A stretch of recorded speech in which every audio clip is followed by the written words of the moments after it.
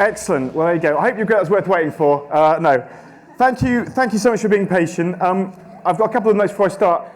I might be alternating between sunglasses and this look. I lost my glasses a couple of weeks ago, and I can't see without them, but these are prescription ones. So I'm not attempting to be cool if I do this.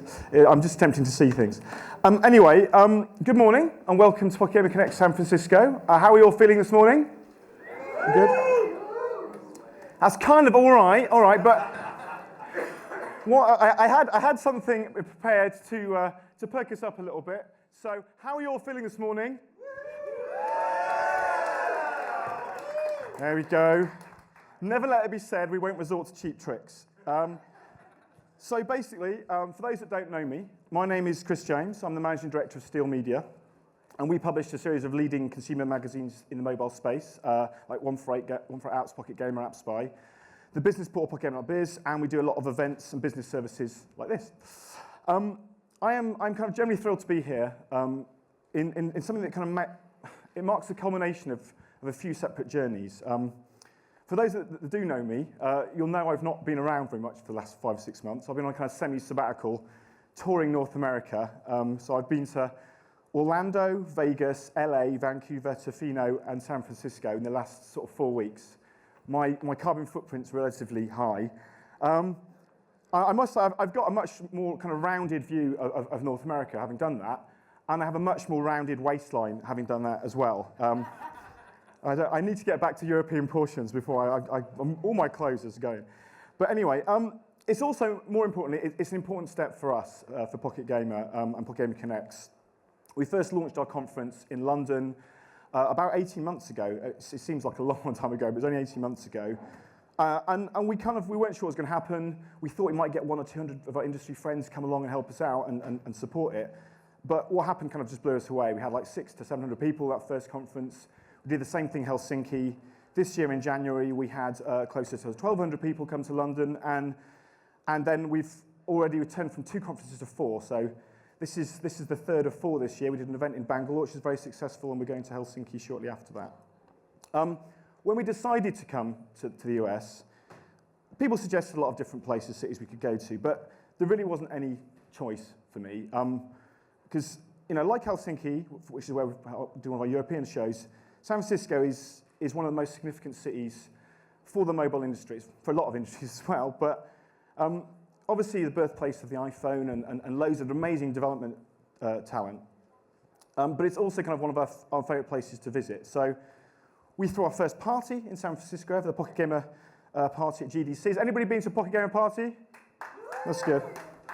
So that was about 6 years ago, and that's become a bit of a monster. But when we launched that event, and when we launched Pocket Gamer Connects, our kind of intent was pretty much always the same. We want to bring together great people, that's you, and we want to kind of celebrate all the great stuff we're doing, connect you, and share knowledge so that we can make this industry even better. And over the next couple of days, we'll hopefully be living up to that. We've got 5 tracks. We're covering surviving and creating as an indie developer. We're covering exploring the latest user acquisition and monetization strategies. We're looking at working with brands. There's a lot of that going to be tomorrow, and East Meets West track. We've got looking at expanding overseas into China and other markets, and also the latest technology like wearables and VR. And you can find details of all that in this guide and in the show guides. And we will be back on schedule, so don't worry about that. We're also running a series of side events that you should know about, like upstairs this afternoon, I think at 2 o'clock, we've got our big indie pitch kicks off on the top floor. And up there's also an indie developer showcase on the top floor. And Samsung have their booth there, and there's going to be developer workshops over there later. There's obviously networking going on all the time. We've got a pitch and match system. If you haven't used that already, do sign up, because loads of people in it. It's an easy way to make meetings. There's meeting tables upstairs and on the top floor. We're running out of places to meet. And we've got evening events. So we've got our speakers dinner this evening, and then the big party tomorrow night.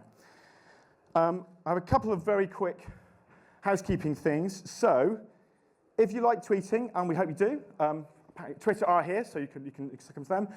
If you can tweet our hashtag, which is PGCSoundFran.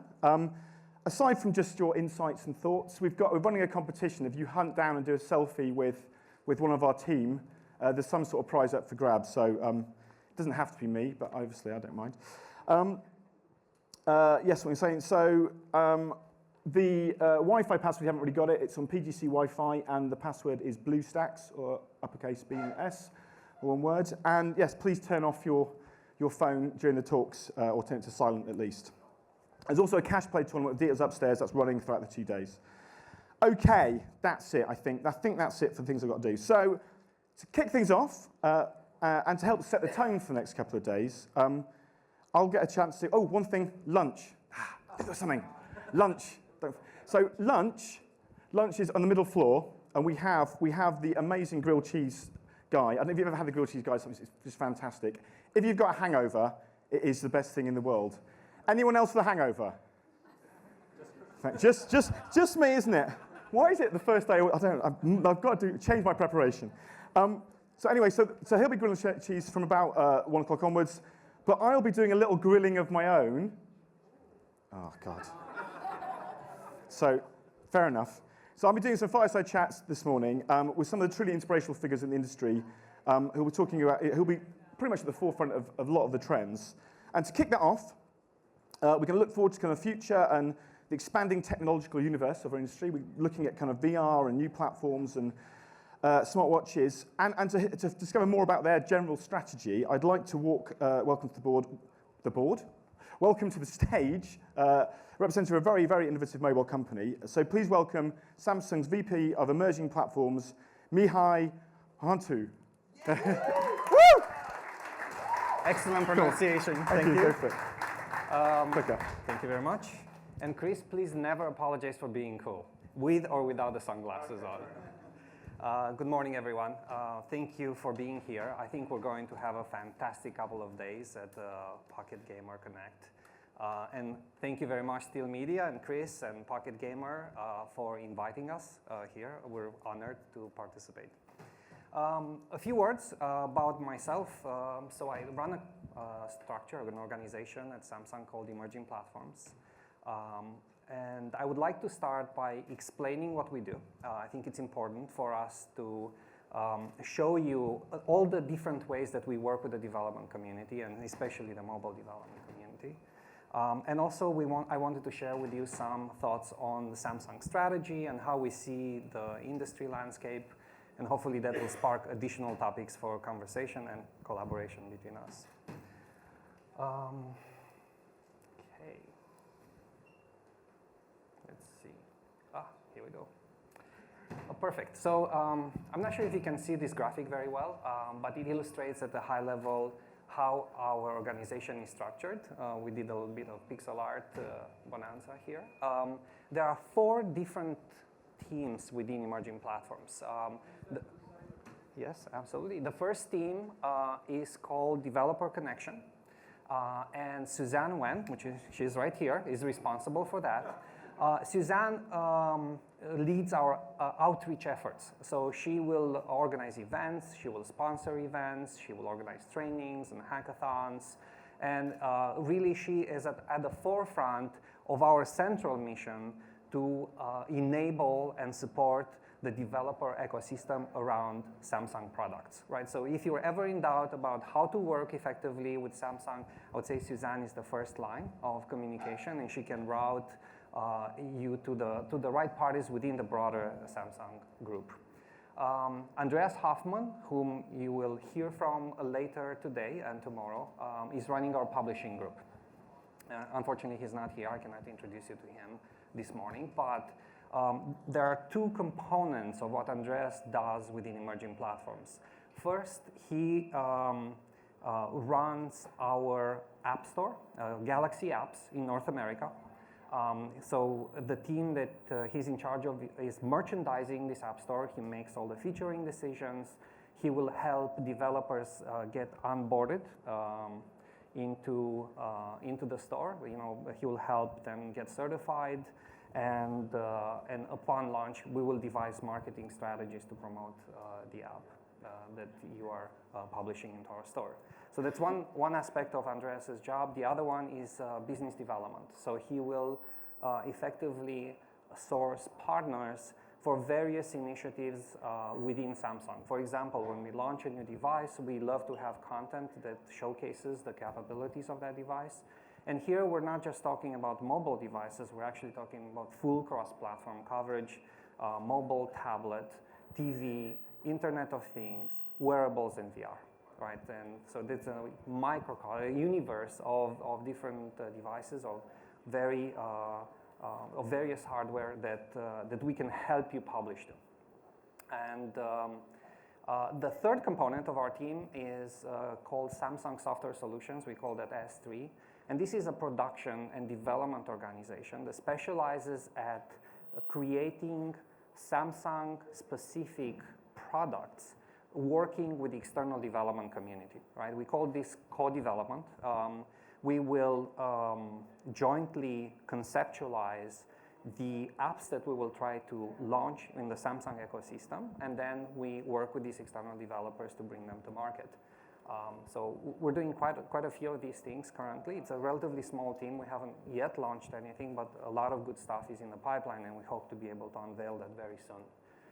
And last but not least, Andrew Bernard, who is running our operations team, is in charge of quality assurance, customer support, deployment, network operations, effectively the tracks that we're utilizing in order to get content out the door. And he will work with external developers to provide all of these services, to extend all of these services to them. So this is our team in a nutshell. We are, again, enabling the developer ecosystem at Samsung. And my name is Mihai. Feel free to talk to me about any of these aspects. And by the way, if you have any questions about anything that you see here, I'll try to save a few minutes at the end of my talk so we can, exchange ideas. All right, let me try this again. Yay, situation brief. So a few words on mobile and kind of how we're looking at this market. Here's kind of controversial statement that expresses an uncontroversial truth. We have amazing distribution mechanisms in the mobile space. We have established app stores that are very popular. They generate a large amounts of revenue and traffic. And while that is fantastic and we celebrate it, the fact still remains that the majority of developers are actually not making money. And a lot of good content is not discovered, right? So discovery is an issue. And we love the democratic character of the established stores, but we think there is a place in the marketplace for a more boutique, specialized experience. And this is Galaxy Apps. Galaxy Apps has existed for a long time, but we recently have taken measures to revitalize this store. So we are investing in it. We are effectively trying to create a new experience for Samsung customers that is very specific to them. And the Android marketplace is very vast, but Samsung is a very important part of it. So about 65% of the revenues generated in Android come from Samsung devices. So if you have a focused effort on covering the Samsung devices, which are not that many in number, it simplifies the porting effort to some extent, you are going to generate the gamut of revenues in Android. So Galaxy Apps is meant to be a curated, premium, and unique storefront. And let me explain what this means. First of all, curation. Currently, curation in the traditional App Store is done by, I would say, the employees of the respective company. And that's totally fine, and there are amazing people there. But we would like curation to come from established reviewers, from reputable media sources, from people that you can trust. So this is our unique approach. We would like to, work with Pocket Gamer, for example, to establish a partnership where they will recommend top quality content, and that's where premium comes in, that will come into our App Store. And instead of having hundreds of thousands of apps, we want to have a curated experience with maybe hundreds or thousands at most. So that would be our strategy. And unique because, frankly, at the current time, nobody has interpreted curation to me just that, utilizing reviewers, people with brand name power to actually suggest these experiences and bring this top content to us. and having a very, how should I say, a modest stream of apps coming into the store at any given time. Modest, but top quality in all respects. So that's Galaxy Apps. And Andreas, whom I mentioned previously, will talk to you a bit more about Galaxy Apps and our strategy and how to partner with us in this respect in the next couple of days. Okay. Changing slides is a real challenge. Okay, so wearables, a few thoughts on this. Obviously, we've had an immense amount of hype about wearables. Now we're having the natural down cycle of this hype, which is that a lot of developers maybe are not as keen as developing for wearables, but I would say that is probably not the right approach. I think there's a lot of opportunity in wearables. I think us at Samsung as a company will continue to invest in it. We think there is a natural evolution to the wearables market, and I do have here an eyesore of a chart, if I can get to it. Okay. I will show you some market data on how analysts are predicting the wearables market to continue to develop, even now, when the hype has died. But before we get to that, I wanted to share with you this graph. I'm not sure if you can see the small print, but I can tell you that 56% of the people surveyed in this particular survey, which was quite extensive, believe that average life expectancy will grow by 10 years because of wearable-enabled monitoring. This is an absolutely staggering fact, right?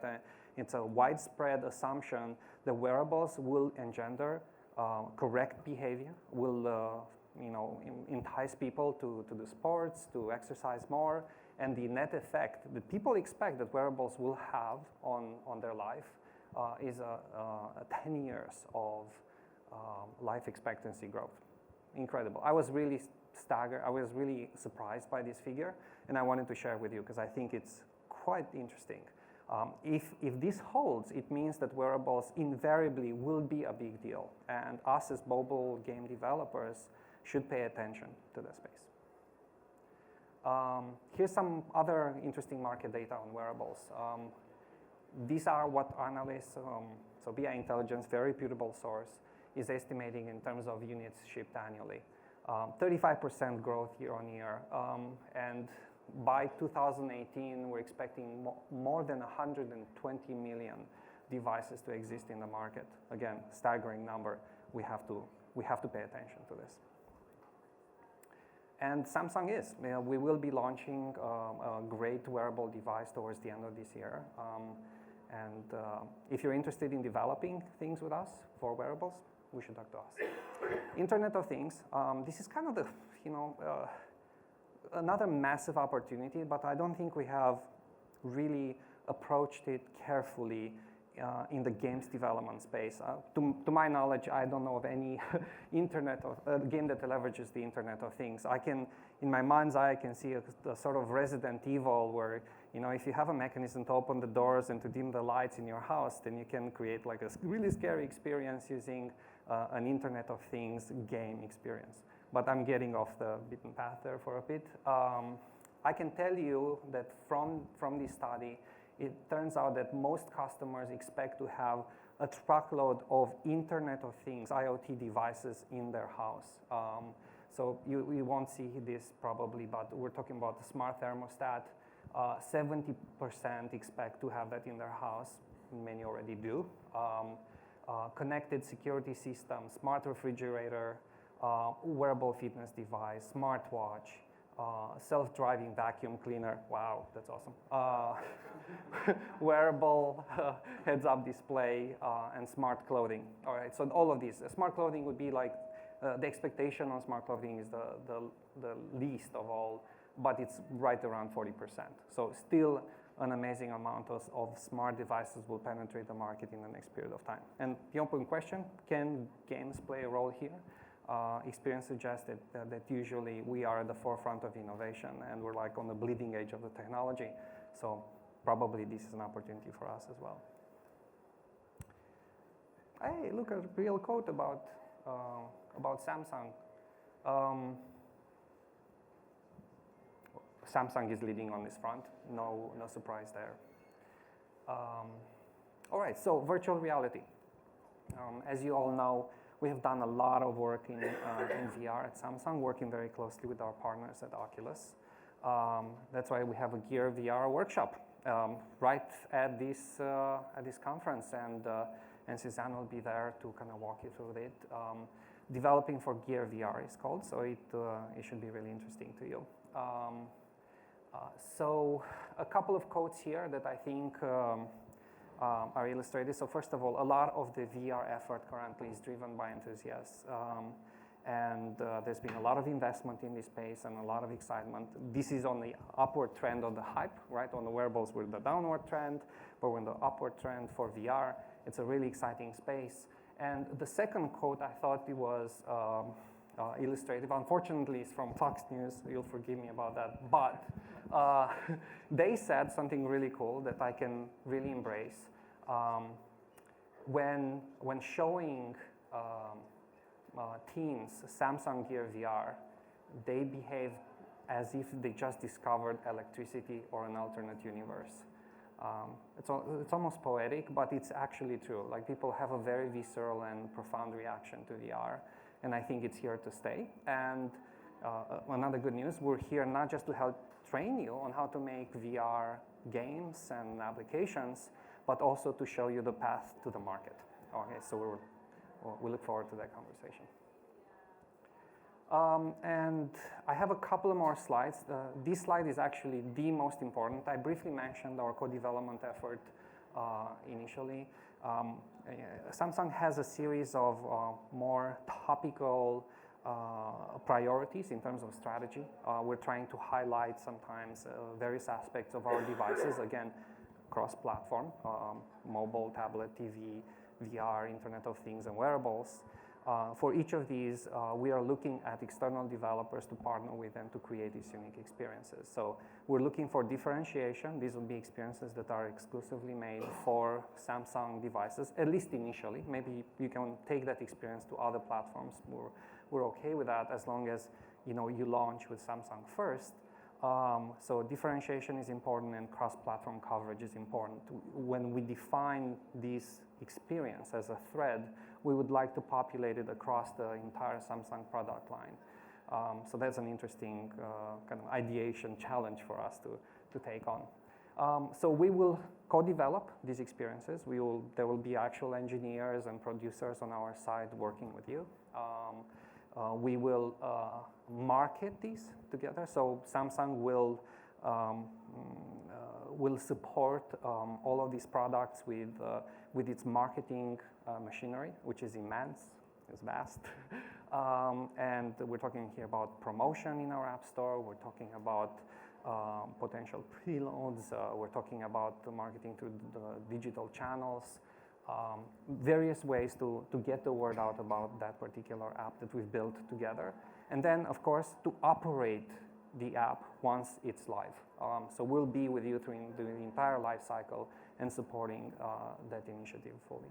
So we look forward to partnering with you and to talking to you about how we can do this together. And last but not least, the various means you can contact us.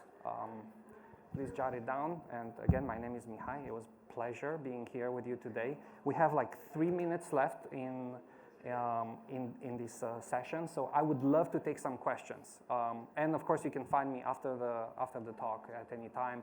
Suzanne is here to help as well. Any questions from any of you? Question there. Yes, sir. Young man. It's about something in Singapore called Serco. So I heard about something in Singapore called Serco. Yes. Just wanted to Something you're inviting the rest of the world, or just in Asia? Absolutely. Actually, the Serco team will be here at this conference today. So I'm not sure if they're in the room right now, but if they're not, I will be happy to introduce them to you afterwards. Quick word on Serco. In a company like Samsung, there's always a tremendous amount of the innovation. So, and the way we're structured, the regions have quite a bit of autonomy and like pursuing some of these new initiatives. We love Serco. We think it's very interesting. We're supporting Serco here in the US. It's currently in kind of beta stage in Philippines, developed out of Singapore, and potentially coming to the US if they meet the success metrics that we expect. So that's the tagline, but there's obviously a lot more to be said. Yes, sir? What is Circle? All right, Circle is a new app store experience designed for games. It has a reward mechanism. So every time you play a game, there are set goals that you have to achieve. For those goals, you gain points that you can then redeem into practical rewards, such as a latte at Starbucks. If you play enough games, you can get a latte at Starbucks, and this is something that Samsung is sponsored. It's a new concept. Nothing like it currently exists in the marketplace, and we're experimenting with it, as I mentioned, in the Philippines. C-I-R-C-O, Circle, like circus. Cool. Yeah. Is there any non-Circo related questions? No, it's fine. It doesn't have to be. Is there one more question for? Okay, I think so. There's going to be a lot more Samsung content happening. I think you guys are kicking off in the other room with some developer stuff shortly. Yes. With that, I'd like to say a huge thank you, round of applause for Mihai. Thanks, Chris. Thanks, everyone.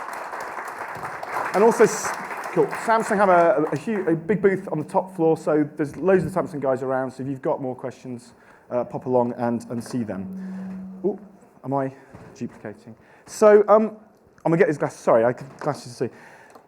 So something we'll talk about in the next couple of days is the importance of established brands from various mediums in the mobile market today.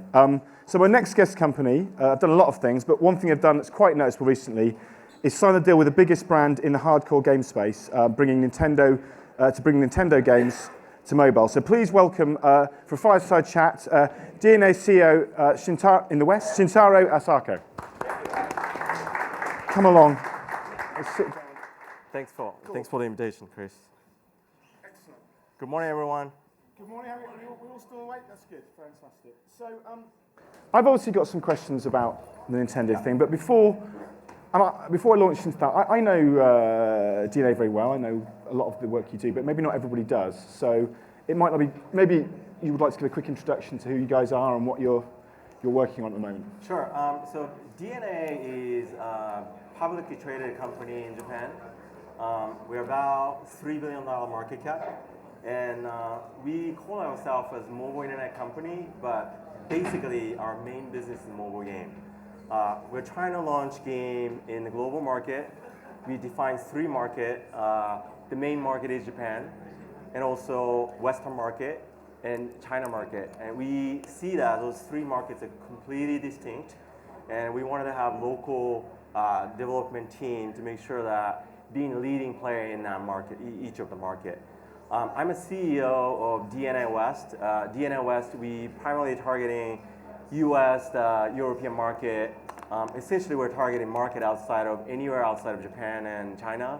So that's what we're doing. Okay. Yeah. Fair enough. So let's get into the thrust of it. So it's big news for us. People have been talking about Nintendo. Why aren't they mobile? Why aren't they mobile? Why aren't they mobile? For as long as I've been in the industry. So do you think this is pretty much one of the biggest deals in the history of mobile gaming? This is obviously a big deal for you guys. Yeah. Anyone from Nintendo here? No. Any Nintendos? So no one else is going to see this. You can say whatever you like. It's fine. Okay. It's a huge deal. Nintendo has by far the best IP, best gaming IP, and also IP that perfectly match to smartphone devices. We are convinced that their game's going to be successful, and we have been talking to Nintendo for quite some time. It took us good 5-6 years to really finally convince them and being part of this really exciting new chapter of mobile gaming market. I do think that this is game changer. Possibly our game might change the way people play mobile game. We should closely work with someone like Google and Apple to make sure that we create the safe and exciting environment for a lot of people out there.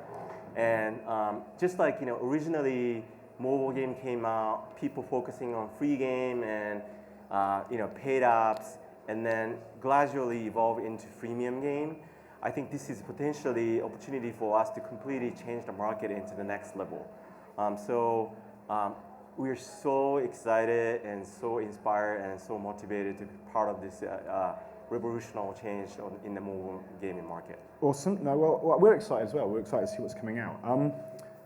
Can you quickly describe, I mean, you've talked about it's been like a long time in the making this, I appreciate that. Can you talk about how you guys will be working together? Like, how is the kind of work split up between you?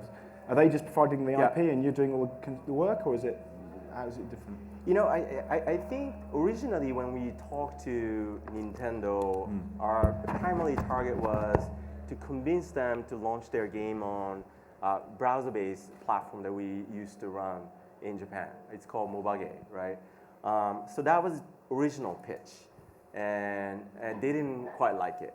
And they said, hey, no, we have our own platform. We wanted to make sure that our IP is really available for those devices that are perfectly designed for our IP, right? But then 5 years passed, the industry has changed. Now DeNA is not only focusing on browser-based market, but we're focusing on native app market, which is iOS and Android. And also, market has been changed, right? Nintendo wanted to attract a lot of people out there and making sure that their IP is reaching to many people out there that are not reaching today. For example, China market or a lot of emerging market is not existence in the past in the console market, but today it's becoming one of the largest market in the market, right? Yeah, so this is a great way for them to access to those market. And also, we both realized that we're going to be able to create brand new smartphone specific game that not necessarily compete against existing games that are available on other platforms. The great example is we produced a game called Final Fantasy Record Keeper. You all know the Final Fantasy game. That's a really premium RPG game. But we created a mobile specific game for Final Fantasy, and that game became a really successful product. That actually show our capability of converting premium IP into mobile specific service oriented game. And that basically convinced someone like Nintendo to actually decide to work together as one team. Now, DeNA's expertise is definitely backend, right? We originally started off our company as e-commerce platformer. So we had expertise on infrastructure, database, running the platform, all that stuff is our expertise. And also our expertise is running game event, right? So we have expertise in backend, and obviously Nintendo's expertise is front end, right? Client development. They create one of the best game in the world, but their game is mainly game as a product, not as a game as a service. So combining those strengths of the two companies, we 100% believe that this is going to create an awesome game for the entire market. Okay. So I guess one kind of question here is obviously there's huge advantages to working with Nintendo. They've got an army of passionate fans. Any post about a Nintendo product on the internet is going to get really fanatical kind of support. But that also kind of brings with it challenges, I guess. How do you feel about the challenge of meeting the kind of expectations? I mean, Nintendo very much have got a quality bar with their games. Do you see that as going to be a challenge to kind of bring that across to mobile, to a more limited platform? It is a challenge in the way that expectation is so high. Is expectation from investors' perspective, expectation from users' perspective, expectation from the industry perspective. People are expecting a lot, and then we're doing our best to not to set certain expectations, because really what we wanted to do is, utilizing those premium IP and coming out as really successful mobile-first product. Now, I think the key thing is, when you look at the successful product in the mobile space, first thing is the product has to be discoverable, right? A lot of people use existing network to push user base to that particular game. I think King Entertainment does pretty well cross-promoting their product to the new product. That's one way to do it. The other way to make your product visible and distinguished in the market is utilizing premium IP.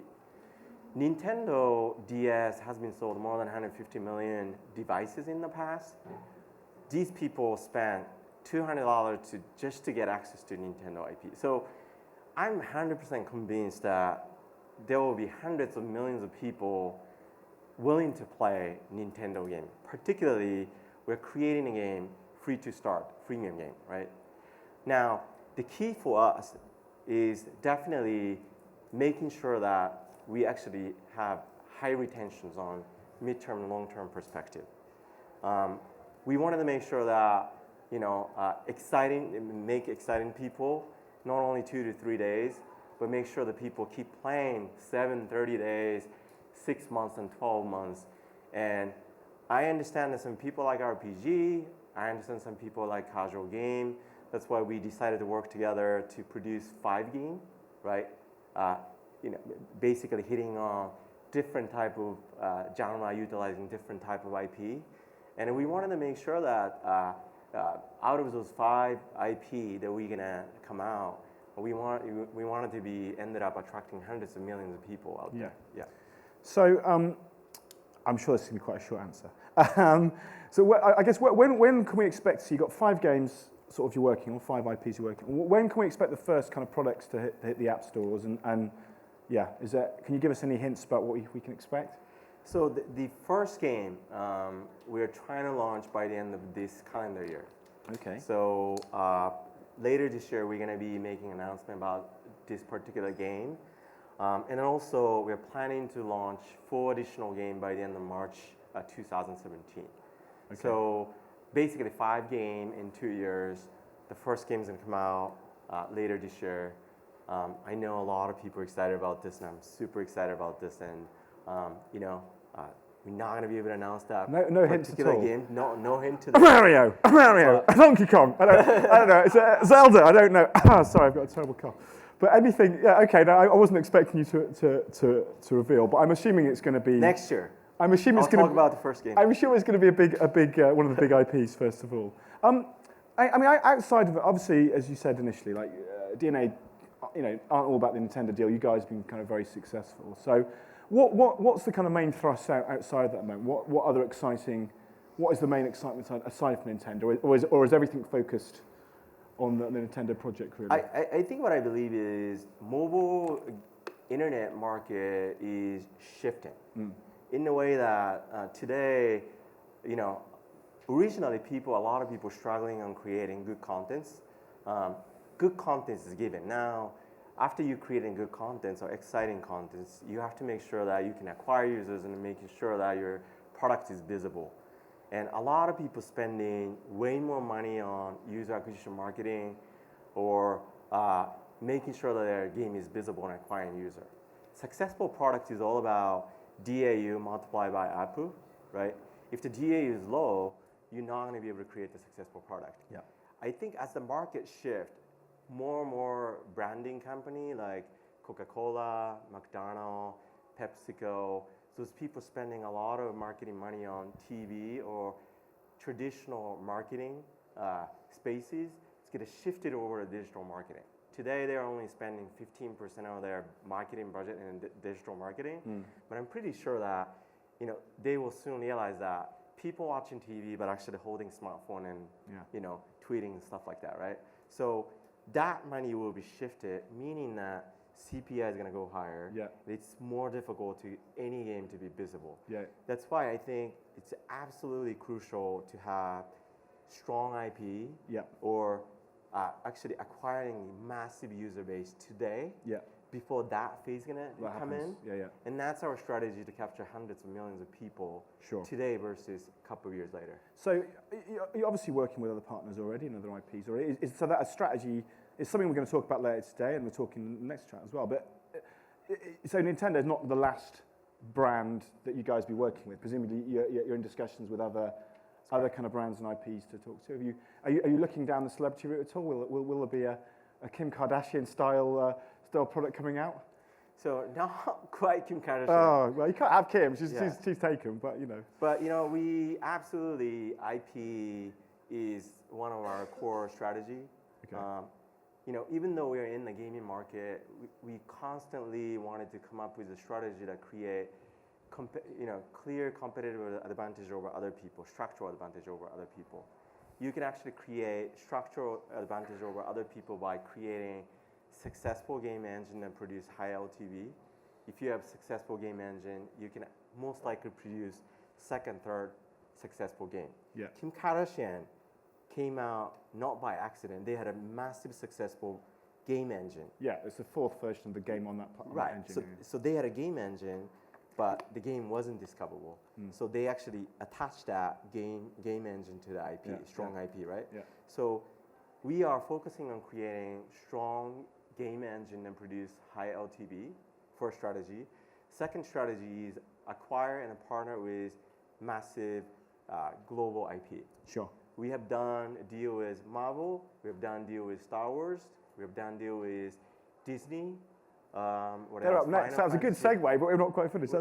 We are spending a lot of dollars Yeah. and a lot of money to secure those global IP, because we do think that those IPs can actually give us structural advantage over other people.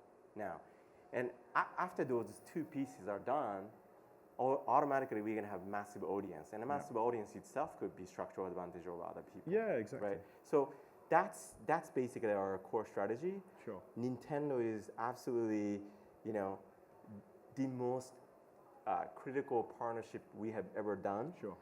Because IP is not available to any other people at this point. Yeah. But we're constantly continue to seek for other opportunity to create. Okay. structural. Well, my agent is here, so if you want to, if you're looking at acquisition, I can. No, I don't think I've got a Twitter following. I don't think my brand's going to move 200 million. So I've got one more question. I might see if anybody else has got a question here. Another kind of issue in our conference, and something we've brought in through our conferences is East meets West. We're talking about, you mentioned the Chinese market being a huge market. Japan obviously is where you kind of guys made the success in the first place. But there are opportunities everywhere, but it's noticeable. There's not been that many kind of east to west or west to east kind of successes in a way. Certainly coming from Asia. Because how do you find it as a kind of cross east-west company? How how does that work? So making a single success product available and successful in 3 of the core market, which is Japan, China, West, is extremely difficult. Yeah. Sometimes people see Clash of Clans, Candy Clash, and assume that if a product is successful, automatically you can be successful in other market. The answer is no. I think Supercell is spending massive amount of marketing dollar in other markets to make that product successful, and they made it successful. But naturally speaking, if you take a look at the top grossing chart, Chinese market, Japanese market, Western markets are completely distinct. Yeah. And most of the game successful in Japan is made by Japanese company. Yeah. Most of the successful game in the West is made by Western company. And China is made by Chinese companies. Yeah, that's So a whole different thing. Yeah, our strategy is we do understand that those are 3 completely distinct markets. Yeah. And 3 of the market has more than $5 billion potential. Yeah. Right. So we are getting local, development team. Yeah. And purely targeting for local market. Sure. Be a leading player in each of the local market. Yeah. Now, but also at the same time, sometimes some of technique and some of the expertise might be workable in other market. Sure. So occasionally we do a global gaming summit within DeNA. Yeah. I just attended last week in Tokyo. We talk about Any insights from that you could share? No, okay. Fair not enough. today, but absolutely. I think the core thing is, let's say we made a successful product in Japan, Final Fantasy Record Keeper. We wanted to make sure that that game could be available in the Western market. We quickly define culturalization has to be done, other than language localization. Yeah. We do a lot of quick decision making to make sure that, let's say, $10 million product become $15 million product globally. Yeah. So that's what we do from a global perspective. Okay, we've got a few minutes before we wrap up. So I don't know if anybody else has a question for Shintaro. It's quite I thought it would be a few. Okay, my glamorous assistant's coming forward. Chap in the hat. Sure. Hi, my name is AJ. The strategy that you have outlined is very similar to the movie strategy and sports business strategy, where you take global IP and and export it around the world. What ends up happening in those industries is that IP value also increases in terms of renewing that. Is your goal essentially trying to get first mover advantage in that and then be able to escalate the prices as that IP value increases as well? Right. So it's an excellent question. Actually, I do believe that mobile gaming market is shifting quite similar to movie industry. Movie industry, what they do is first they acquire best story, right? Usually New York Times #1 best-selling book, and then you hire Brad Pitt and Angelina Jolie, and now you kind of secure $50 million box office revenue, right? And now you're hoping for $200 million sales. I think mobile gaming is shifting that way. First, a lot of people trying to secure or create successful game engine, and game engine have to be perfectly matched to the IP. Yes, IP value is supposed to go up because people are depending on those, key IP to distinguish their product to other product, but also IP value actually lower user acquisition cost, right?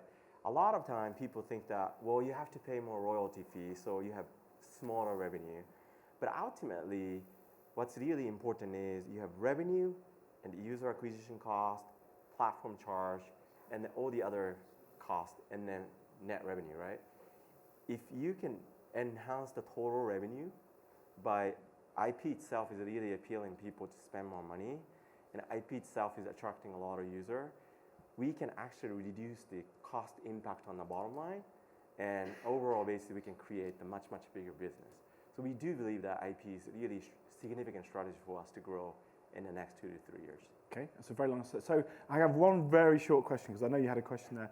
It's got to be... My name is Alon. A lot of people are talking about this might be the last cycle of consoles. We might not see PS5 or Xbox One. So do you think that mobile gaming could be the successor? I mean, maybe this is the next generation of games. I mean, we see Sega is really shifting to mobile, and Nintendo, and a lot of other major companies. Yeah, the fact is, every day internet connection is getting better, right? Today, not perfect everywhere in the world, right? For example, China, major cities getting really strong Wi-Fi connections. Even in the US, San Francisco is fine, New York is fine, LA is fine, but if you go somewhere in between the East Coast and the West Coast, it's not a perfect, mobile environment, right? So network connection gets better, device capability gets better, right? And the more people get used to spending money on mobile game, just like 5-10 years ago, you still buy CD and download that CD into your PC and then putting into your iPod. But today, now you buy every single music on iTunes. I think people's behavior will be totally fine spending money on mobile game. And people have much better experience because better internet, better device. So at least for next 3 to 5 years, I think the mobile gaming market will grow.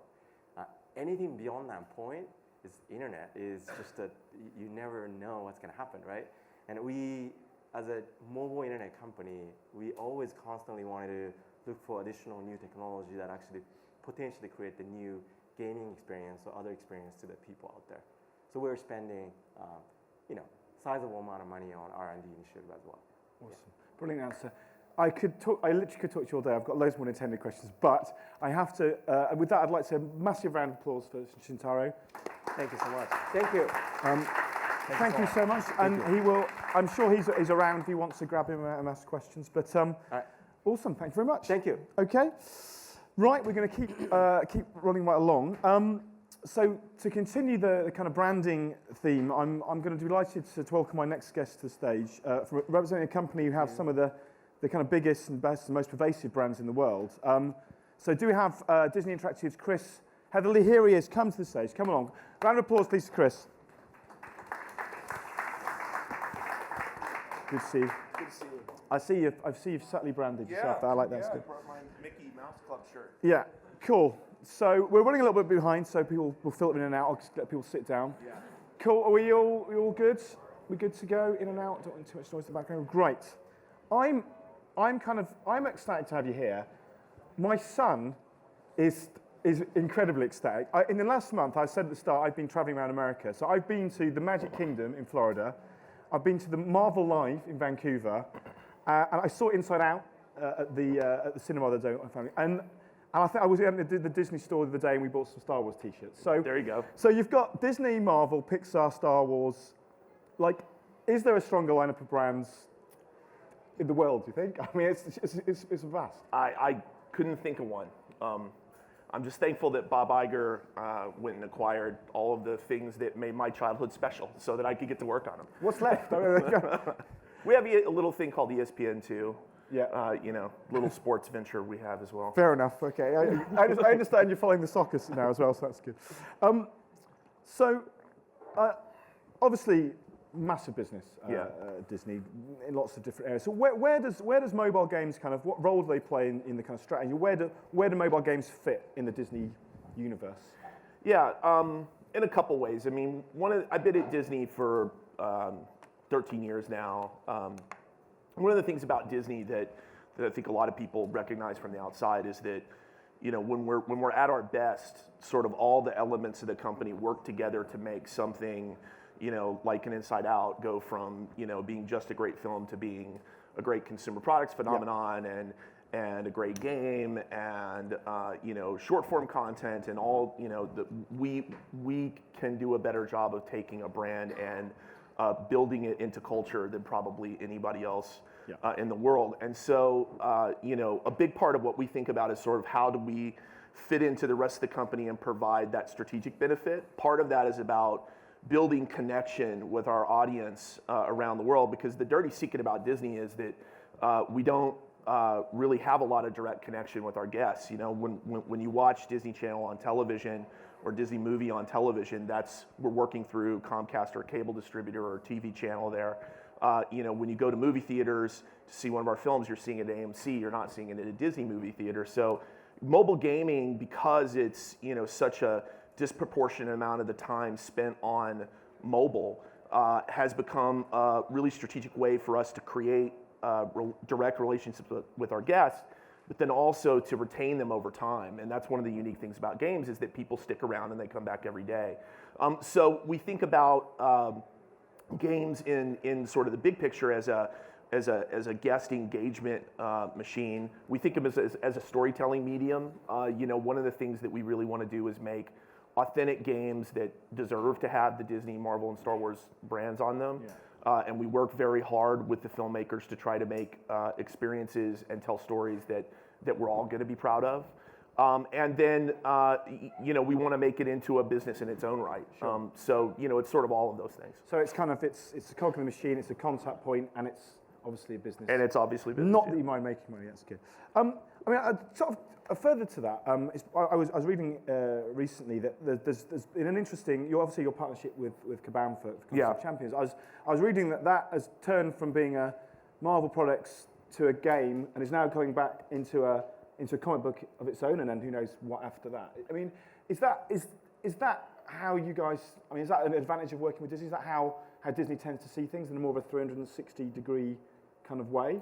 Yeah, I mean, we love the Kabam guys, first of all, and we think they're very forward-thinking folks. And I think one of the things that is great about the partnership is that the way that they're looking at their relationship with Disney, they see that we have this ability to build that 360 presence around stuff. In the case of Contest of Champions, that game is probably the most played Marvel game in the world every day. It's the top grossing game. It's got more DAU. You can look at it as a brand driver now, in the same way that you might look at comic books or other things television or other things that they do.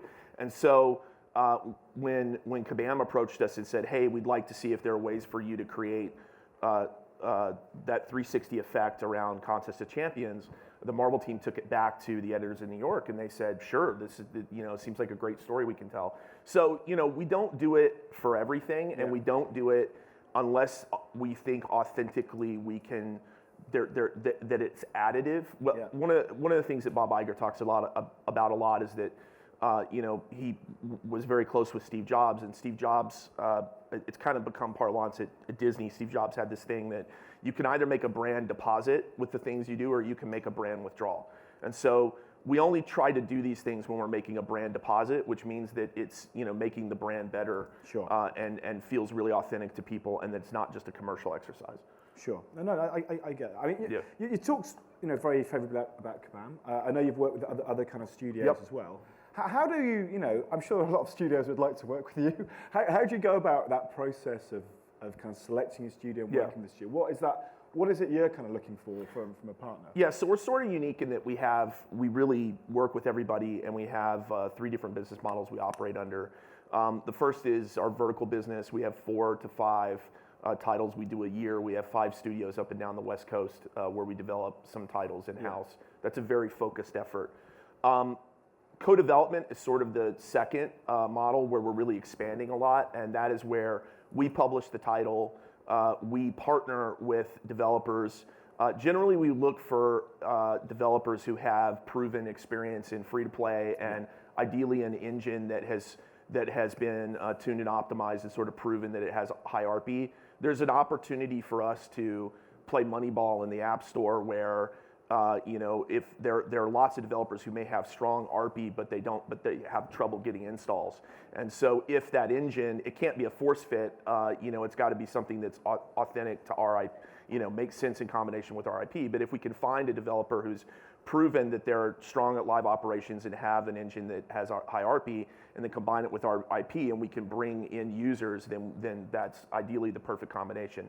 And then there's so that's about 2/3. Our published business is about 2/3 of our business, and then 1/3 of our business is our licensing business. And generally, when we license, we're looking to work with some of the world's biggest developers.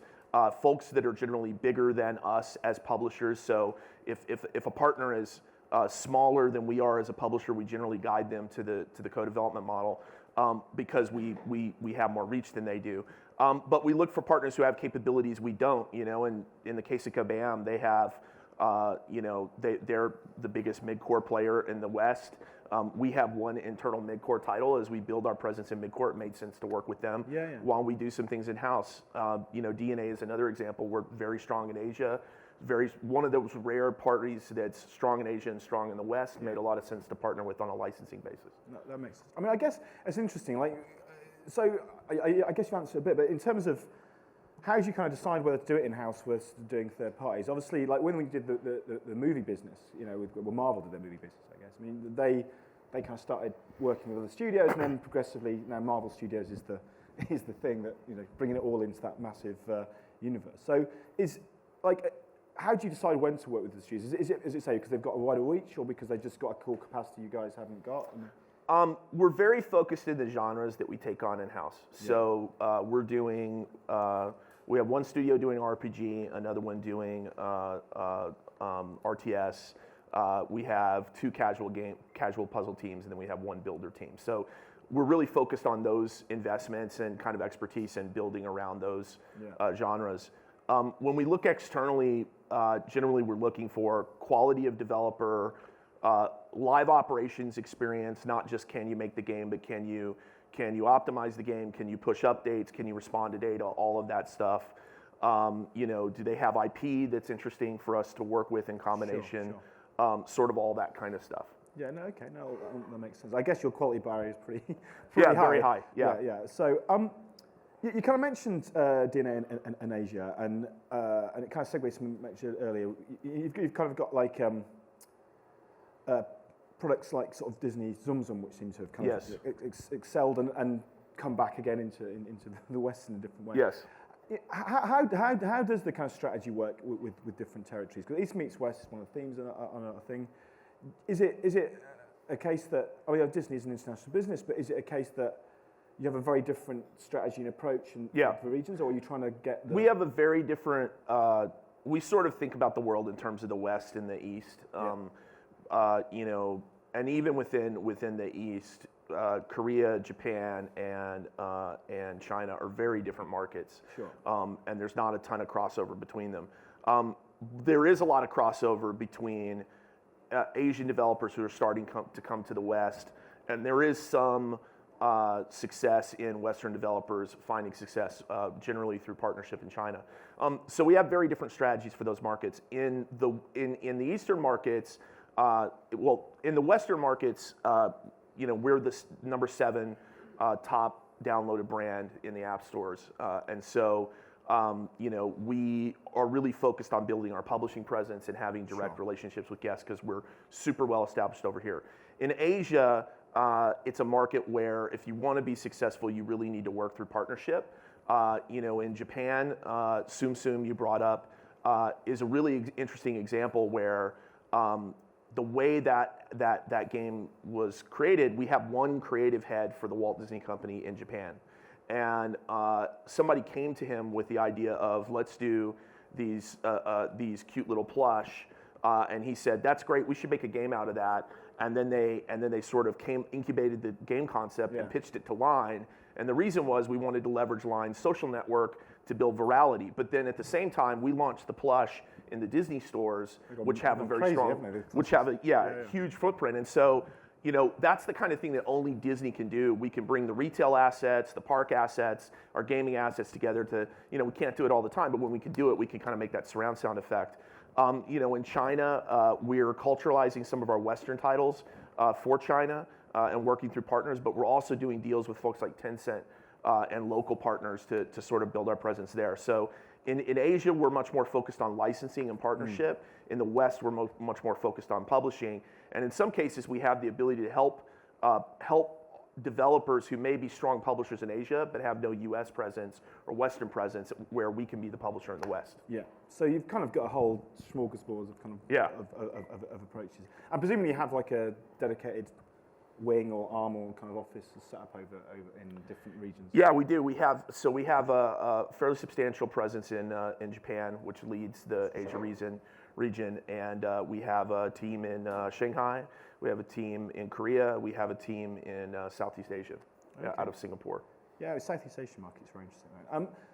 Another kind of one of, I mean, some of this is going to be overlapping a little bit. Another one of the kind of tracks, or one of our main tracks, kind of this afternoon, is going to be about acquiring users and on mobile and keep them interested in your title. So you've got like a title like Frozen Freefall. Like, how much of that is where that fits in your company? Do you see that as a way of keeping interest in the Frozen kind of brand, or is Frozen the thing that's the acquisition for the mobile title? How does I think the success. How's your marketing department see it? Yeah. I think the success of Frozen Freefall was it's not like you walk out of the movie theater and say, "Man, that was a terrific film. I love Let It Go as a song. I really want to play a match 3 game." I do love Let It Go. I mean, that's not the. But the success there was that the audience for that film was going to be, at least in the free-to-play space, adult women. And what's the top grossing genre in the App Store for that demographic? It was puzzling games. And so it was sort of the right combination of genre and IP. What's interesting about Frozen is that it definitely has benefited from the organic success of Frozen in the market. And that has definitely helped us on the marketing side. I mean, we're just now starting to look at doing a TV commercial for it, but we have not really done anything other than very targeted UA on Facebook for Frozen. So it's really an organic success. What's interesting though is that it did well when the film came out, but when the DVD hit homes and the video on demand and all that, and people were watching it with their kids again and again and again, day after day, that's when the game took off and really became a phenomenon for us. And so that's the thing that's kind of unique about our business as well. We just released Inside Out last week, and it's become a top 100 grossing game. It's held in remarkably strongly in the free charts, which are very hard to rank on. But I think we're just getting started with that app, because once Inside Out gets into homes, that's when we'll really start to see interest around the property. So that we kind of get 2 bites of the apple, where most people have that first launch weekend and then it falls off, and Yeah, I know how long the tail these things last. I have seen Cars about 400 times now. I am a fan myself. My son's slightly more enthusiastic, but so I've got a few more questions, but I will ask if anybody does have a kind of question for Chris in the audience about how kind of Disney works the studios, or kind of does business. Is there a question out there? Oh, there's a gentleman over here. Sorry, as I explained earlier, my eyesight's not great at the moment, so.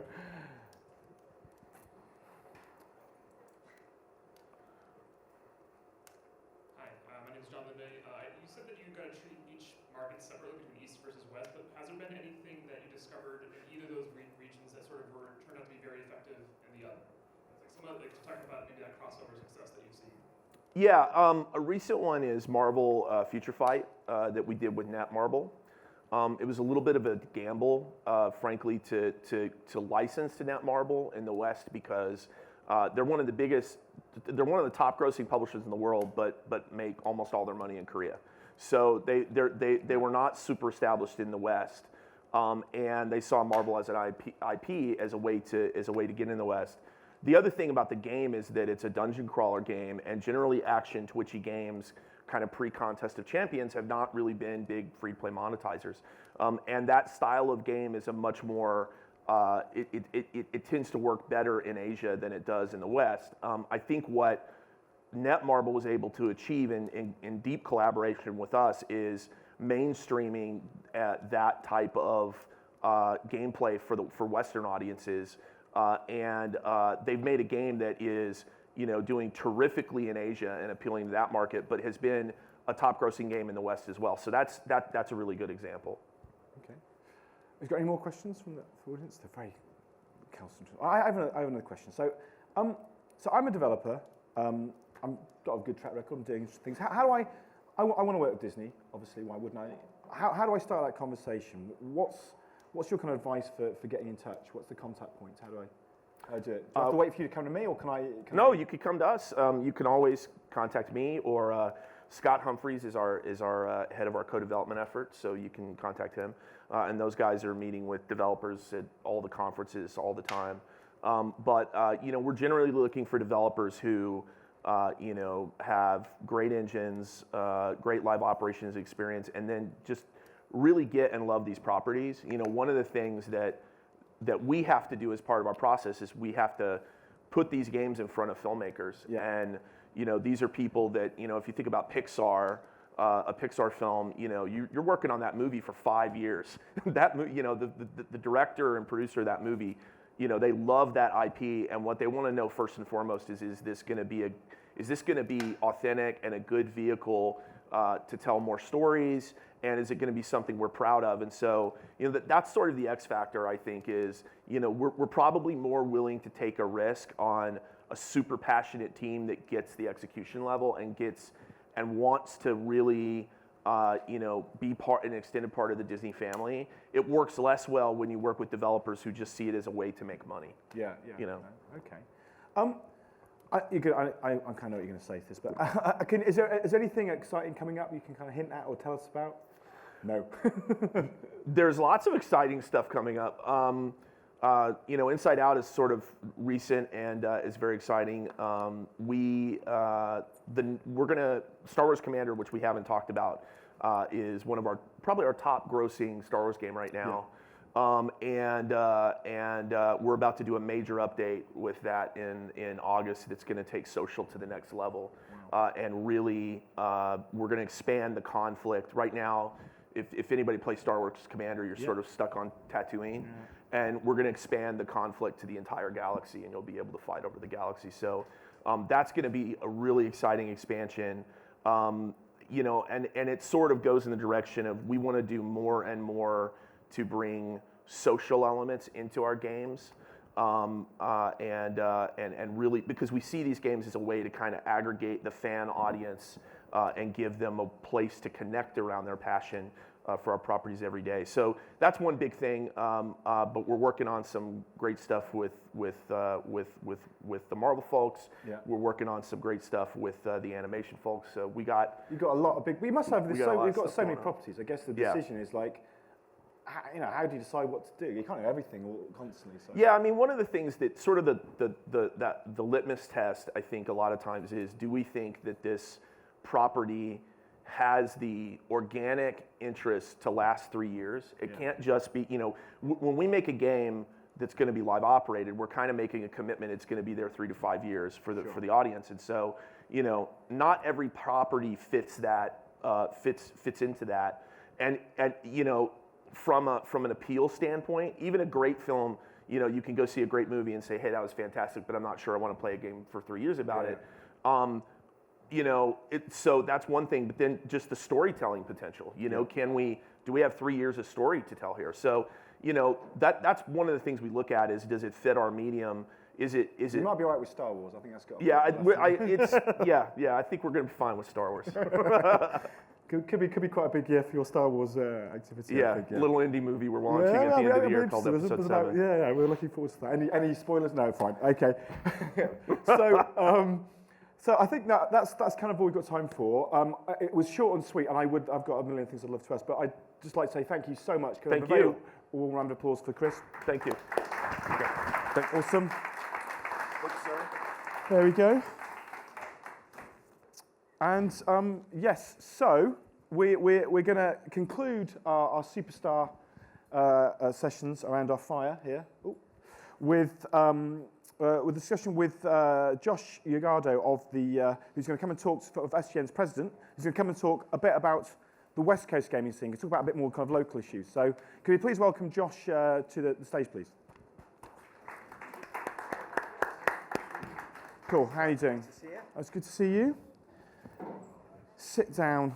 We'll give people a chance to settle. Right. Sorry.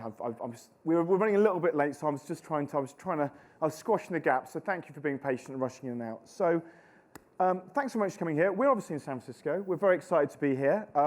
We love San Francisco. We come here quite a lot. And as I said in my intro, it's been for us. It's one of the most important kind of cities and regions in the mobile industry. A lot of things have happened here. The relatively popular platform came out of here. And there's a lot of small platform, and there's obviously a lot of game development talent. So why is from the game development side, why is San Francisco and West Coast such a hub for games and social games particularly? Because that was something that really sprang out here. Right. I mean, first of all, I think you're absolutely right. The West Coast, San Francisco in particular, are extremely important. But it's a more and more competitive environment right now. You see more and more international players sort of filling the charts. So nothing's easy, nothing's a given. But I think the long history that San Francisco has, sort of building social networks, being at the forefront of game development. I think we've got great schools. And then I think we have a long history of creating content that sort of is consumed the world over. Yeah. In another life, I worked at Fox in television, and in the international television channels, typically like 15 to 20, up to 30% of the content in Europe, in parts of Asia, is US content, and specifically content from Los Angeles or San Francisco. And so I think we have this history of creating content, and in some ways we've trained users to expect content from the West Coast. So we have a little bit of an advantage in that way, but like I said before, it's not a given. One thing I realized I didn't do at the start, which is very rude of me, I've been back to that. So I'm very familiar with. Thanks. Is the mic okay? I'm very familiar with kind of SGN, but not everybody was with. So would you maybe like to say a quick bit about what you guys do and what you're kind of working on? Yeah. No, sure, my pleasure. So SGN has been around for about 5 years. We founded the company with the express purpose of creating games that could be played on all platforms, basically, on iOS, on Android, on Facebook, on the web. And over the last 5 years, we've grown. This past weekend, we broke for the first time in the top 10 grossing. Congratulations. The US App Banning charts. Thank you very much. That's good. But really, it's all about just sort of trying to be really, really good at our craft, trying to focus on some genres that we think we can excel at, and expand very gradually. So we're at about 170 employees now, 4 studios. I actually just made it 5. Could be 6. We hang on another 10 minutes. Who knows? Exactly. We talked to someone here. Yeah. Okay, awesome. Yeah. So that's the company. That's what we do. Yeah, no, I seem to think you've been around for longer. That's only 5 years. I've just been around for a long time. So as you can see in my face. So going back to kind of the Valley. Obviously, aside from the switching over, third time lucky. We good? Hello. Is this working? Are we on? No. A little bit? He's got a very clear voice. You can hear. He's got a very. If you want a competition, I think he has a very clear speaker voice. That's good. But obviously, we're talking about the successful elements here. We've obviously got the social networks. We've got the mobile technology companies, other technology companies. What about the kind of Silicon Valley and the investment kind of scene? How does that? Is that kind of a help or kind of a hindrance? Because there's so many different. So I guess even from a talent perspective, there's so many different industries trying to compete. Does it help or does it hinder or is it a bit of both? Well, I mean, funding always helps. And it's funding always helps. Okay, there's a quote. Can we put funding? That's the article. Funding always helps. I like that. That's good. No, I mean you're right that I'd say the Valley as a whole, and there's a little bit of a herd mentality there, and they've turned a little bit on mobile gaming and I think casual gaming in particular over the last few years. I think that'll change. I think these things are always cyclical, but generally. It is very, very important to get sufficient funding in order to make a game ubiquitous. I mean, our games, their success is dependent upon momentum. Yeah. And even if you have the highest quality game, if you don't have first of all, if you don't have the budget to be able to have a team that can work on it fully funded for a year to make it super polished and absolutely the best quality, you can't compete because there's going to be someone out there who has that funding. Yeah. And then in terms of user acquisition, you have to be able to build out, I mean, probably a third of our company is analytics and user acquisition. And if you can't build that team, you're trying to get something off the shelf and it's never sufficient. So if you can't get that funding, it's tough to break out. And there are examples of companies that have. But if you look at the top grossing charts right now, either top 30 or top 20, you'll notice those games, the majority of them, I think 95% probably, come from very established, well-funded companies. Yeah. You see a few break out, and frankly, their time in the top charts is usually pretty fleeting. Yeah, yeah. And they get acquired by the big, well-funded companies. They get acquired, or it's just hard to sustain, right? Like you get a game out, and if it's a wonderful game and people have fun with it, that's one thing. But can you keep the content cadence going so that every week or every 2 weeks you have a new chapter, or the story continues to evolve, or the characters continue to evolve? It takes real funding, and I've talked to 1 million small developers that came out with amazing games. But new content comes out once every 2 months, and users lose interest. So it's a key part of making a game successful, and funding. Funding helps. I think funding helps is good. I think that's probably going to be the best quote of the entire conference. Obviously, the social game scene was kind of Facebook and other platforms initially. How has the mobile kind of revolution affected that kind of industry in the local scene? You kind of work on the web games and social still as well as mobile. Has mobile kind of helped social companies, or has it kind of been quite disruptive? Oh no, it's huge. I think mobile has basically created a whole new industry, and I actually set mobile gaming apart from traditional gaming. Yeah. I don't think mobile gaming necessarily is going to be cannibalistic on console gaming. I think it's sort of a business unto itself, and mobile content as a whole is absolutely huge, and the social piece of that is core. And full disclosure, there's 3 of us that started our company, and my 2 partners were the original founders of MySpace, so Chris DeWolf and I've met Chris before. Yeah, he's a lovely chap. He's great. So, I mean, social was a core part of our business when we established it, and I think we could actually do an even better job at making social, and I say we, sort of all of us as game developers and mobile game developers, could do a better job weaving social into sort of the core loops of games. Yeah, right now it's sort of an additive portion on the side, and I think we could do a much better job making it core to gameplay. No, I think when you can get that right, that obviously is very powerful. If you get people engaging and sharing, it's very powerful. So, what impact on the kind of scene and this coast and generally is the success of foreign developers had? So, King and Supercell done pretty well themselves from small nations with they're all right. Ilka doesn't return my calls quite as much these days, but and obviously they've got presences kind of here. So are they kind of welcome part of the community? Are they community? Are they seen as kind of a threat? I don't know, how does that? Absolutely a welcome part of the industry. I think, for instance, we make a lot of puzzle games, and if King had never made sort of their puzzle games that were so popular, I think it would have been hard for us to be as successful as we were, as quickly as we were. I also think that as a whole, most of us most of our businesses are based on free to play. And I remember as recently as 3 years ago, a lot of even my friends saying, this whole idea of buying something in a game that it's a virtual good. How crazy is that? Who would ever do that? Although they're willing to go to a film and pay, $10 to buy a ticket, and they don't walk out with a souvenir. I think as a whole, we're all training people to become good consumers and to get sort of involved and interested in what it means to be involved with a mobile game. And so I think everything King and Supercell have done is absolutely fantastic, and we wish them all the best. So I think that's good answer. While we're talking about kind of different markets, people coming in, what about this? We've talked about it a couple of times today. It's not something we've talked about before, but what about the kind of Asian market? It's obviously very different.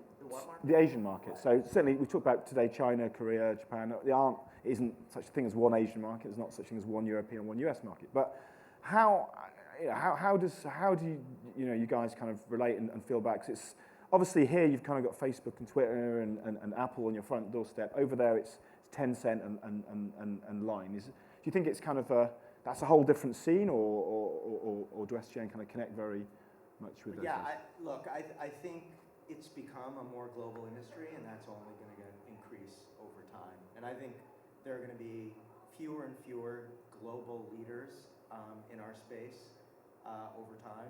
And right now, I'm even happy to share about 15-20% of our revenue is in Asia right now, and that should be 30 or 40%. We should be doing much better in Asia. And, we recognize that we could do better. We're talking to a lot of folks trying to sort of build up our capability in that space. In that it does seem hard. It seems hard for both sides. There's a lot of efforts have been made, and it's very few companies have managed to kind of transition that well, to be honest. It depends how you look at it. I agree for the most part. I think it was Chris that just mentioned that if you look at the charts in different parts of the world, they tend to be dominated by companies from that part of the world. Once again, but that's changing. So, you mentioned Supercell and King as well. They're not U.S. companies. They're Western companies, but they're not U.S. companies, and that's a first step. I will be surprised if there's not much more global integration of games and players around the world very quickly. And I think companies, if you look at the Game of War, for instance, very this wonderful product where within the game your dialogue is constantly translated in real time. I think that's one step in making games global. And I think social features will make games more global. We talked a lot about different sort of regions wanting different game mechanics. I don't think there's much to that. I think that'll change. Okay, that's fair enough. Just going back to West Coast again. So there's lots of investment. The big players kind of doing well. What's your perspective on the kind of indie scene here? Because obviously, as big money, funding helps, as you say. So indie developers tend to not have the same buckets of cash behind them. Do you think that scene's kind of quite healthy, or is it you see indies? One of our track is called Indie Survival Guide at the moment. So we veer between celebrating and feeling the indie guys need more help because it's. Right. So how would you say is the health of the indie scene around San Francisco and the Bay Area and West Coast? No, great question. Look, in some ways we're still an indie, and we've been able to break into sort of becoming one of the top players. I think that's increasingly difficult, but if there's any industry where that's possible, it's ours. The fact that you can create a game and get it in front of billions of players around the world through amazing distributors. Like if you spend quite a lot of money, though. If you spend money, but there's a viral piece to it too. But absolutely. So I think it is harder and harder. I think a lot of indie developers, and there are a lot of them, who are still creating very, very high quality games. I think that will continue, and that scene will continue to be very vibrant. I think their path to the mass market may evolve, where they need to work with larger players in order to really break out. So the publisher model will be much more back in face, in one way or another. Or it might be getting acquired. I actually have some, Your fifth studio you just acquired. About the publishing market Yeah. in general. I think it's really, really hard to make it succeed, and many more games fail Yeah. in publishing than succeed, and many have pulled out of the market because they see there's just a misalignment in interest. And, Yeah. Independent developers always feel like they're getting screwed over, and the publishers never feel like they really fully own the content, so they can't put full marketing muscle behind it. And so I actually think more and more smaller indies will be courted for acquisition. Yeah. So there will still be an awesome sort of exit opportunity, if you will, for smaller developers, but it's probably not going to be bringing the game to the market and it becoming a multi-billion-dollar franchise. Okay. That's my personal take on it. Okay. I mean, I guess what advice would you offer? I mean, for a company looking to come here or looking to start up on the West Coast, you've said funding helps, so I imagine money would be part of it. But like, is it it's still an attractive place to? I mean, obviously it's enter.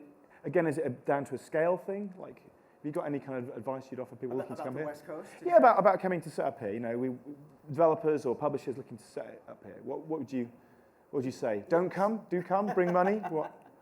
I think, and this goes back to what I said sort of at the beginning, I think the West Coast in general and LA and San Francisco specifically are an absolute hotbed of creative talent. And our most, I'd say, this is a bit of a generalization, but some of our most important employees are not people who have come from other game developers. They're people that have come from Pixar or from Disney, or were amazing, we even have an amazing children's book artist. I mean, these are people who come from The creative industry is the creative wider. industry, Yeah. the industry of telling stories and doing amazing art. And I think we have a lot of that on the West Coast, and that's one of our biggest resources. Yeah. And I think I live in Los Angeles, and we love to make fun of people in Los Angeles for constantly talking about the industry and storytelling and films and television and how it's doing. But there's also something wonderful about people who love talking about, like, all they care about is, getting creative product out. And the medium is kind of changing all the time. The medium's changing, and that's TV great. is now the thing for high quality products. It's a different screen, yeah. but in my opinion, it's as games continue to evolve, storytelling and art and creating sort of a unique product has become more and more important, and it's less about sort of a rote mechanic and more about what makes your game special. And I think the West Coast has more of that than anywhere. And I think for that reason, we're really, really happy to have 4 studios in the West Coast. Fair enough. Okay. I've got a couple more questions, but is there anybody out here would like to talk, ask a question of Joshua? Yes, there's a gentleman there. Where's my glamorous assistant with the microphone? Can you just, he doesn't need a mic. So I overheard you say that your company has about 1/3 dedicated to analytics and UA. Yep. I'm curious what kind of data is important to SGN that may affect your UA efforts that somehow trickle over to how you bear your efforts. So we could talk for hours about that, and I'm happy to do that because I love it. But I guess sort of most generally, we cut retention about 1 million different ways. And so I think a lot of people look at day 1, day 7, day 30, and to us that's just scratching the surface. And so we'll look at, for instance, spenders by day, by cohort. We'll look at retention by day, by cohort. We'll graph it out, figuring out sort of our difficulty curves. So what's the right sort of level of difficulty and content progression that gets people very interested, but also willing to eventually pull out their wallets because they're excited enough about that content.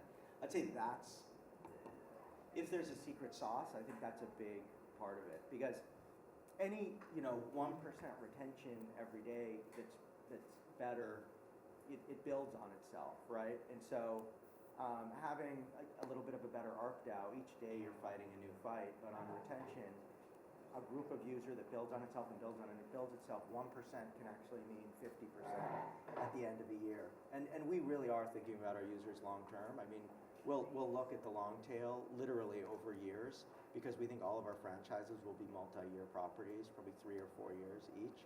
So I'd say focus on retention and focus on the progression curve through the content. Okay, that's good. Any more questions from the audience out there? I can't. My eyesight's not very good. I have another question. I think one of the things we're looking at here is future technologies. We're looking at wearables, we're looking at VR. Obviously, Facebook has made a relatively sizable acquisition in the VR space. And how do you see kind of the role VR will play in social gaming? Because it's on one hand it's incredibly antisocial. You're disconnected from, you're not talking to people. But on the other, the potential to connect is on a different kind of level to what we have now. Oh yeah, we're very, very excited about VR. I think it's one of those initiatives where on our timeline, and we're already experimenting with different sort of VR games. We think it's probably a couple years out, probably, but we think that it will be transformative. Yeah. So, and it's also one of those things where we don't necessarily see it as, we don't think it's going to cannibalize the type of games we make now. We think it's going to be different types of games and different kinds of experiences. If anything, it might cannibalize console games a little bit. Yeah. Because you're not going to do it when you're out and about in line at the grocery store. No, not yet. Not yet. I You're going to do it at home. I kind of see it as the next generation. Personally, as the next generation of PlayStation, Xbox, whatever. That's the kind of experience initially, at least. Well, I mean, they might be the ones that win eventually. Well, yeah. I mean, people have been saying that Xbox One is the last Xbox and PlayStation 4 is the last PlayStation 4, and it's going to have to do something else. So it seems like VR. People are very excited about it at E3. So I mean, they seem to think. You said it's 1 or 2 years away. I tend to agree with you a little bit, but at E3 they were kind of. It seems to be the time is pretty much now. I think for anyone who's tried it, it's hard not to be excited. Yeah, it's impressive, about yeah. And what about wearables? I mean, like, do you see kind of smart watches or something interesting? Like, because it's obviously not the same depth of interaction, but it's quite constant. You get these things like, obviously Apple, you can send little sort of scribbles and your heartbeat to your partner. That's quite an interesting social connection that you know. Yeah, I mean, it's a great question, and honestly, I'm not 100% sure. So one of the great things about mobile games is you're checking in 3, 4, 5, 10 times a day. Yeah. I mean, that lends itself to wearables where you can check in on your whatever you're checking in on, or have a little quick game session. That said, we're not actually doing anything with wearables right now, and we're not exactly sure what to do. And we've tried sort of prototypes of our games on a very small screen. We didn't find them as fun. Yeah. But it's very early days. I mean, the devices will be there, so it depends what. The devices will be there, and whenever people say it's not going to happen, it always does. Yeah. So I mean, people said. I remember mobile phones weren't going to. I remember the iPhone wasn't going to happen, and exactly. I've seen that. So honestly, I don't know. Yeah. I'd love it to be another platform for us. The more platforms, the better. Yeah. But we're not 100% sure. Awesome. Okay, on that note, I'd like to say thank you so much. It's been a very, very interesting conversation, very different to other conversations. Can we have a big round of applause for Josh, please? You'll be around and about to see people. So thank you very much. That's great. Cool. And that brings, you'll be very sad to hear, that brings to the conclusion my particular time on the stage. So any tips will be welcome. Oh, well, thank you very much. But I'm going to hand over to my colleague George. Now, are we going to have a bit of a break, George? What's your thing? No. All right, so my colleague George is going to come to the stage and explain what's going to happen next. Just want to remind everybody that a couple of its housekeeping. PGC San Fran tweet if you've got anything to say, or if you haven't, push on that. And yeah, lunch is 1 o'clock onwards. 10 past 1 onwards, okay. But George is going to come up the stage and take over and do a bit of a reorganisation. So thank you for your attention this morning. I hope you found it interesting, and I'll be around later in the day. At 2 p.m, the big indie pitch starts, so I'll be up in the indie area there if you guys want to kind of come along to that. Okay, thank you.